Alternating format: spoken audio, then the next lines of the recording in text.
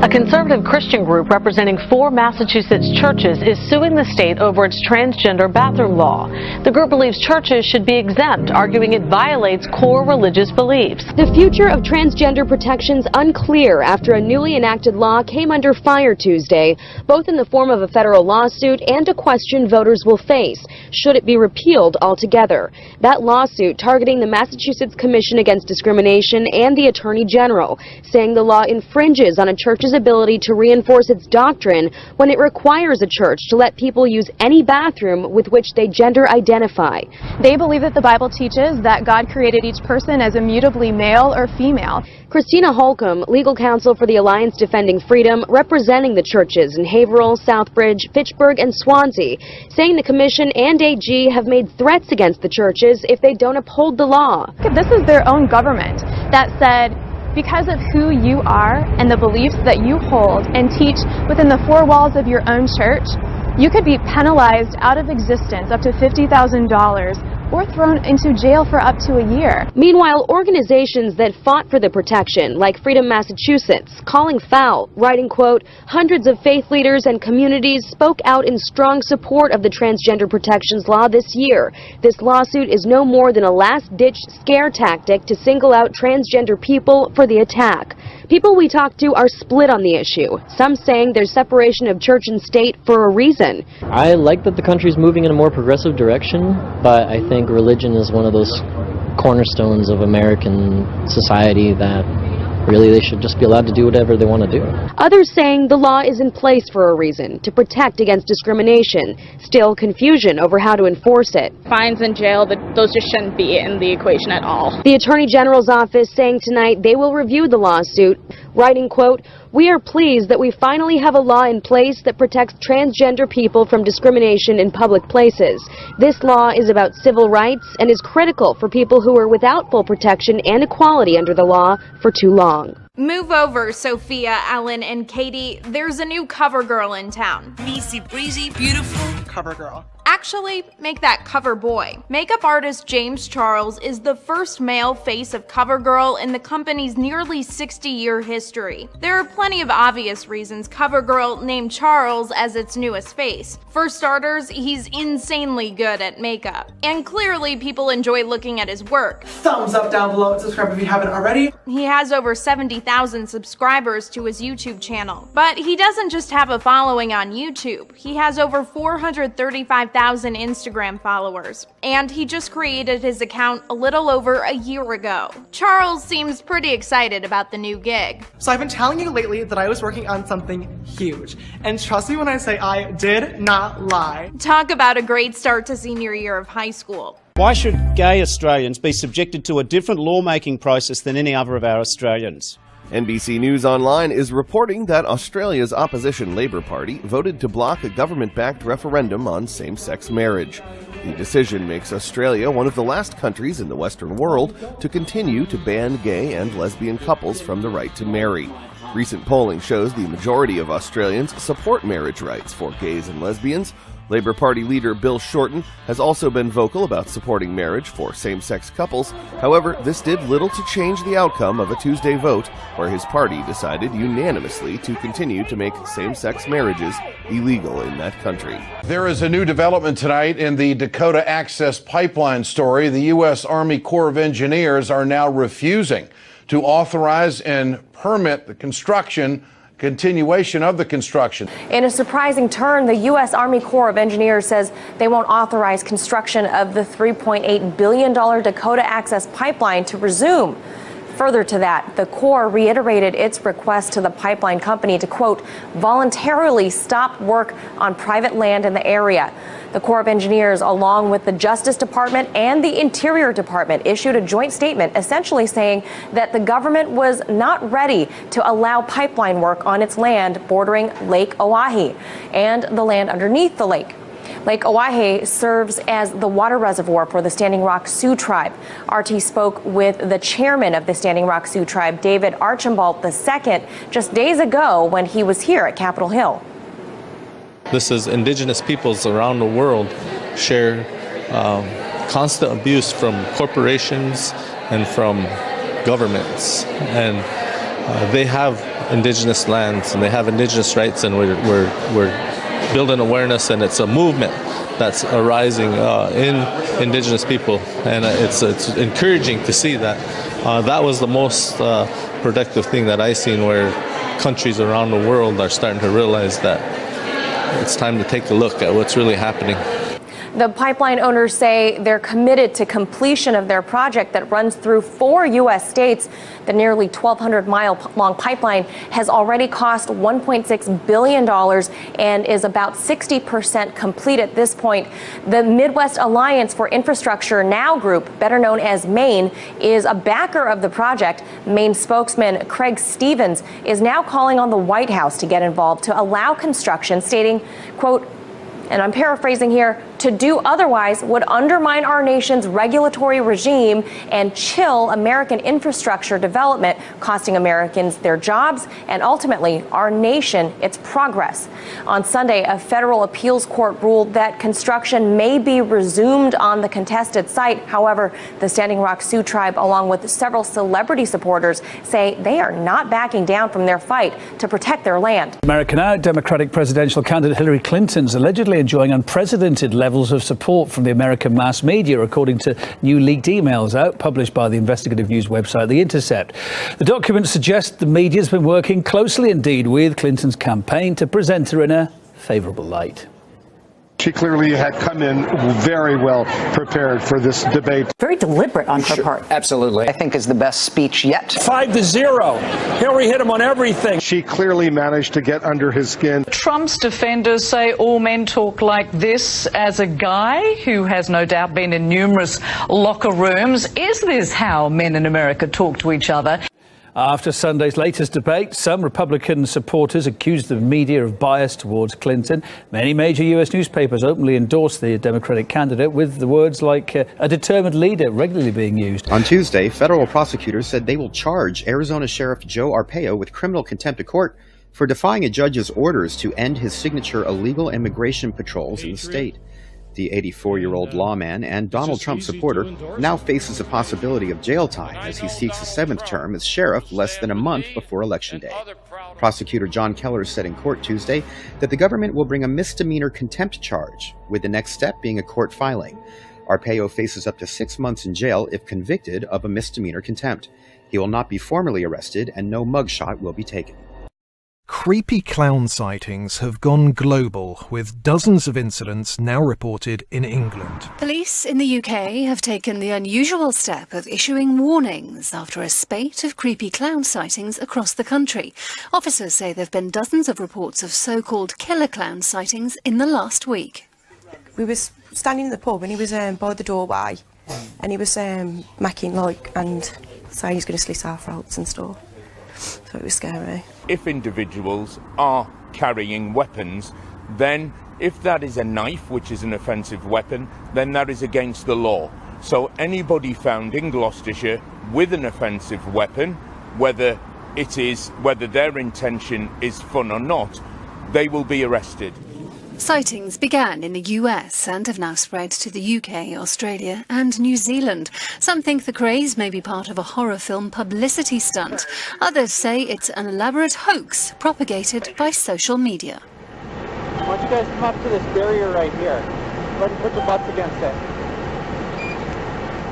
New at 6, crisis in the Keys. An infestation of something called screw worm is killing endangered deer, and there are concerns it could be spreading. We want to warn you, some pictures that we're about to show you may be tough to look at. Well, here's what's being done that you're going to run into right now. This is a check station here in Key Largo. Traveling with or transporting an animal, you have to stop. Agriculture agents are here, and so is a vet. Let's take a look. Roxy. What? This is Roxy. Yeah, this is Roxy. Hi, Roxy. This is Gigi and Muffin.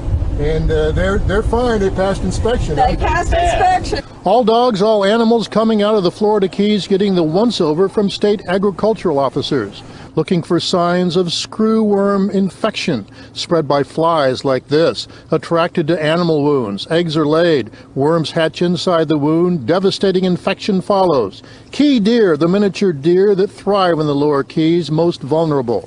Monroe County Sheriff Rick Ramsey's deputies get the calls about sick key deer. You see the top of the key deer's head just like a bowl shape, like someone carved it out. You can tell it's suffering, it's wandering, it's crashing into walls. It just breaks your heart. It's so sad. The tiny deer, tourist favorites, and only found in this part of the world, usually discovered with the infection after it's way too late. 60 dead already. The task, keep the screwworm spread isolated to the Keys.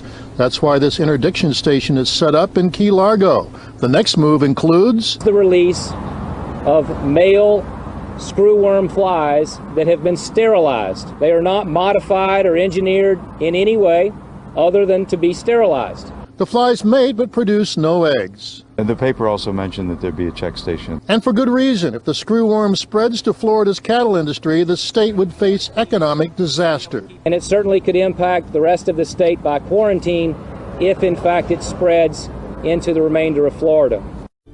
So the river flooding situation in North Carolina has unfortunately been getting worse by the day.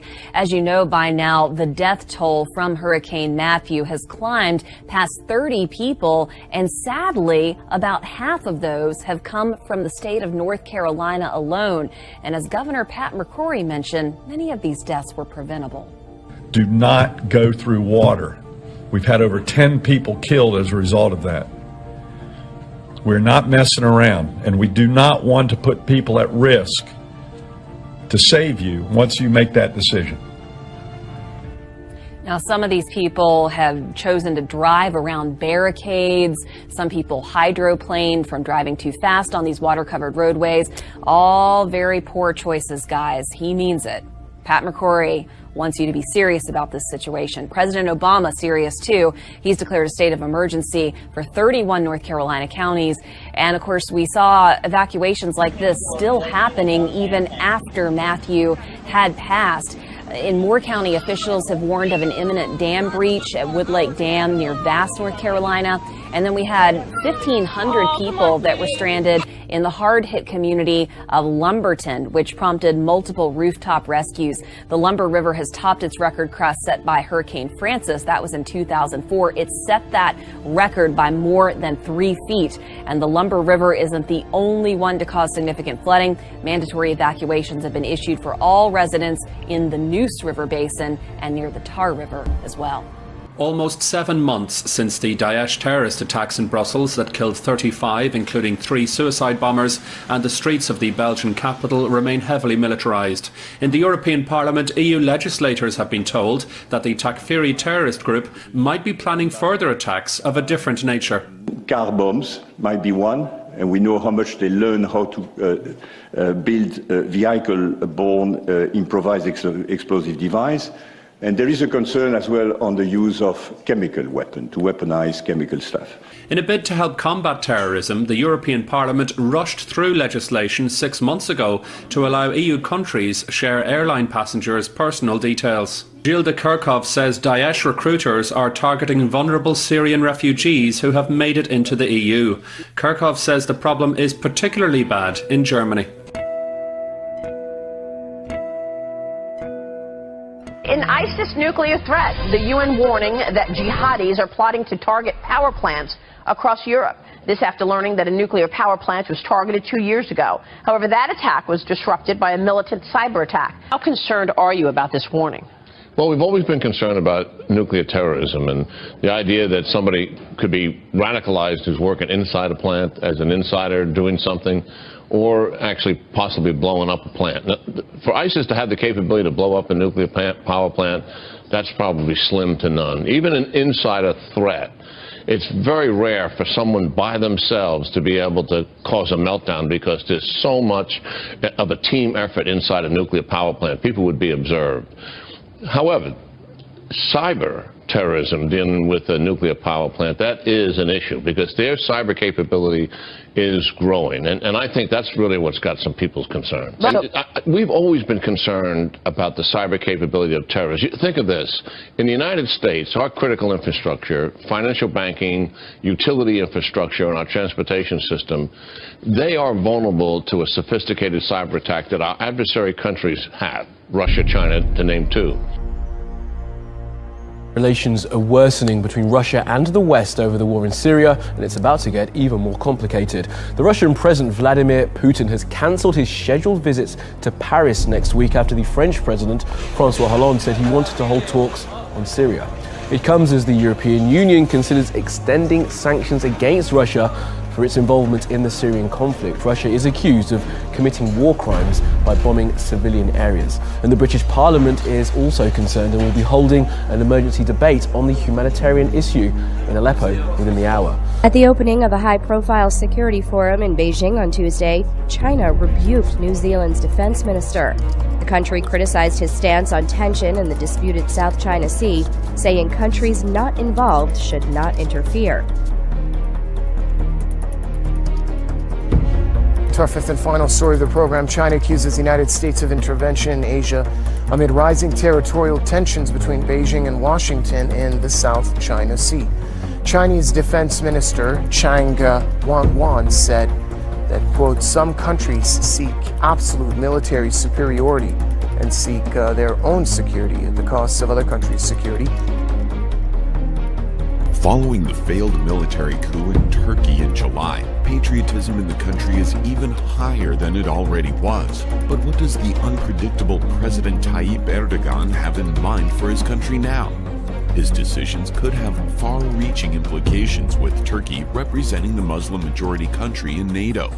Since the coup attempt, Erdogan's administration has suspended or dismissed 100,000 civil servants, judges, lecturers, military personnel, and police. Many Western allies of Turkey fear creeping authoritarianism, with a former U.S. ambassador stating he won't overturn the constitution or get rid of democracy, but he wants to render the opposition incapable of challenging him and to exercise clear power over them. Just weeks ahead of an expected push led by Iraqi troops to retake the ISIL-held city of Mosul, and tensions have risen between Turkey and Iraq. Ankara wants in on the battle and refuses to leave a base where its soldiers have been training a multi-ethnic force for the fight. Iraqi Prime Minister Haider al-Abadi wants them to go, but Turkey's President Recep Tayyip Erdogan has reacted angrily. He's insulting me. He's not even my same level. You, Iraq's Prime Minister, you don't have the same value. You don't have the same quality. Your screaming and shouting from Iraq is of no importance to us. You should know that we will be going our own way. Who is this, Iraq's Prime Minister? Iraq's Prime Minister, first of all, know your place. Turkey sees the battle for Mosul as an extension of its fight against terrorism and fears that ousting Sunni-based ISIL will leave a vacuum that Kurdish forces could fill. However, the Shiite-led government in Baghdad is protective of its own sovereignty, something which Washington has told Ankara it must respect. Yom Kippur is being observed under heightened security in Jerusalem. The holiest day in the Jewish calendar, the Day of Atonement usually sees thousands of worshippers converge on religious sites in and around the city. But a gun attack on Sunday, in which 2 people were killed, has prompted the mobilization of extra Israeli police units. A 48-hour closure on Gaza and the occupied West Bank has also been put into force, the Israeli Defense Force says, with exceptions only being made for medical emergencies and humanitarian cases. Sensitive areas such as the Old City and here at the Western Wall, where Jews traditionally gather to pray, are under particular scrutiny, according to a police spokesperson.